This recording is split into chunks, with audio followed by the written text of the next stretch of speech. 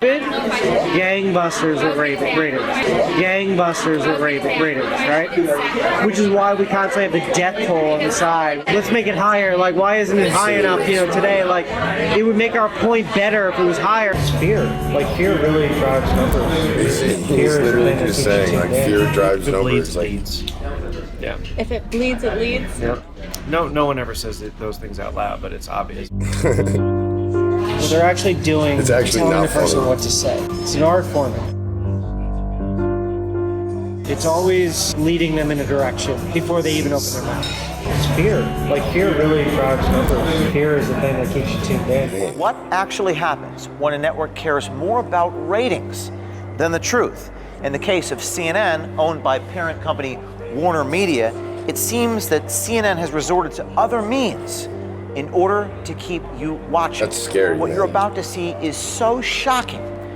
Admissions about COVID, its impact, the bias, and things that we've all suspected but have never been able to confirm until now.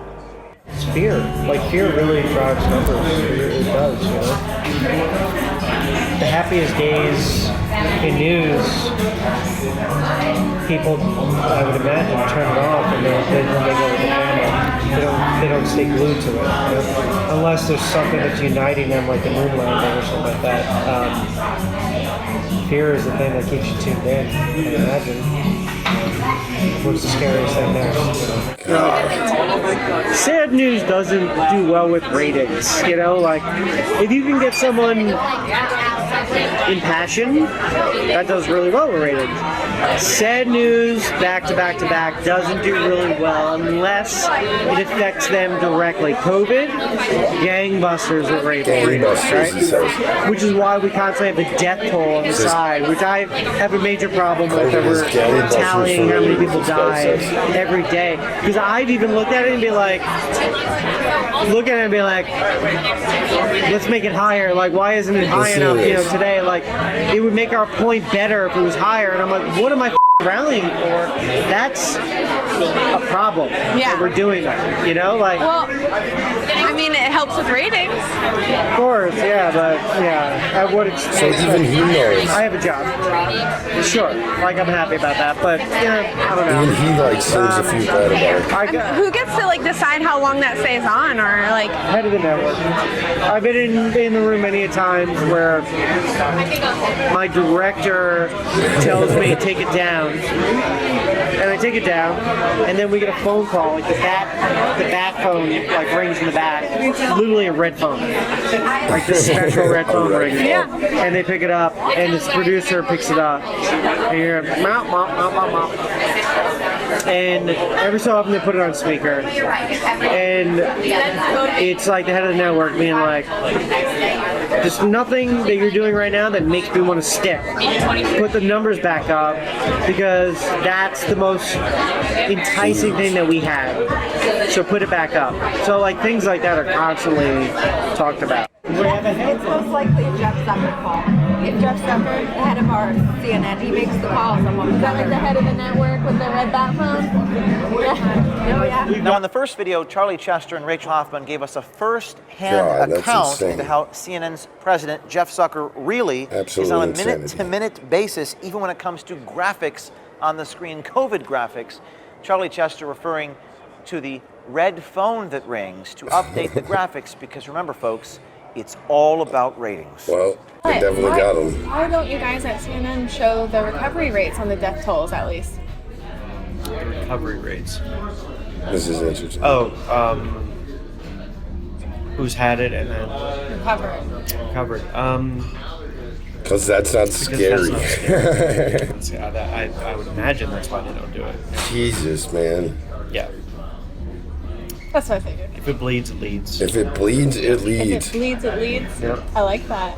Dude, this girl got him so good. I think no one ever says those things out loud, but it's obvious based on the amount of stories that we do. The fact that we have a segment called The Good Stuff, which is a feel-good thing, but it's a dedicated moment at the end to like almost like be the ice cream to alleviate, like It's dessert. everything that you've been through, like like something sweet. Man, you gotta watch this. It's disturbing. Because everything else is like doom and gloom. I mean, it's human nature. I mean, like I find myself watching more news when there's something looming and scary. Chester seems to have lost faith in CNN's ability to do honest reporting, not just at CNN actually, but in news generally. I mean, there's no such thing as unbiased news. It just doesn't exist. There's too many agendas. There's too many people that have jobs that need to feed their families for it to be unbiased. You can't. It's impossible. The most unbiased news is grassroots, out of people's basements with podcasts. That's the most unbiased you probably get. Wow, really? You just hear that?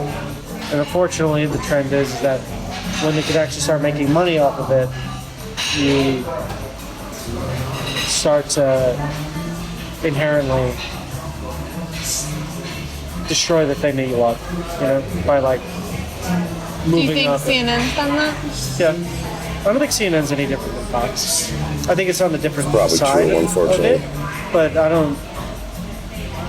I think they come off as very altruistic, but I think we buried the lead a lot. I think we... What's that mean? You ever watch...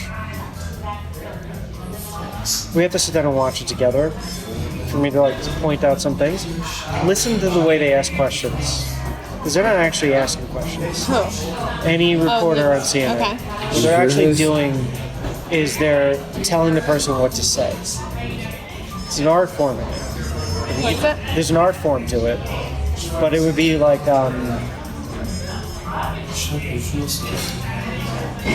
the accident that you just saw, right? Like one of the reporters would be like, so that, that man clearly went through the intersection, slamming into this car or whatever it was, and it really is unfortunate that our infrastructure of traffic lights and whatnot is falling apart in the city. How do you feel about the traffic lights and the infrastructure and whatnot? We've led them to talk about how we want them to talk about it. It's always like leading them in a direction before they even open their mouth. And the only people that we let on the air, for the most part, are people that have a proven track record. And he just Of straight taking up the bait. lit. I think there's like an art to manipulation. How they manipulate I think some people have figured it out inherently, but Like with the media or just like in media general? and in just conversations. Yeah. I think when like you ever meet somebody that like you feel like you're being gaslit by, start to listen to how they word things, What do you mean? inflection, saying things like twice, like there's little subtleties to how to manipulate people. What's the difference between doing that like on a one-on-one basis or like a widespread news organization? Oh yeah, I mean it's enough to change the world. Change the world. Yeah. Isn't that the plan? Yeah, there's a plan. I think if this time it worked with like the Trump thing, but look at the other side, how devastated they were. So were we the good guys, the bad guys? Depends on which side you were looking at it. Definitely the bad Chester guys. is Definitely fully the bad guys. aware of the power that CNN has over people. His words should caution people everywhere who takes the journalism at these corporations seriously. He tells us not to take it seriously. Chester tells us I haven't been explicitly taking it serious how forever. the news business works. Now, if you thought this was bad, stay tuned for the next one, because in the next one, Chester gives us CNN's roadmap to the reality that they want you to believe.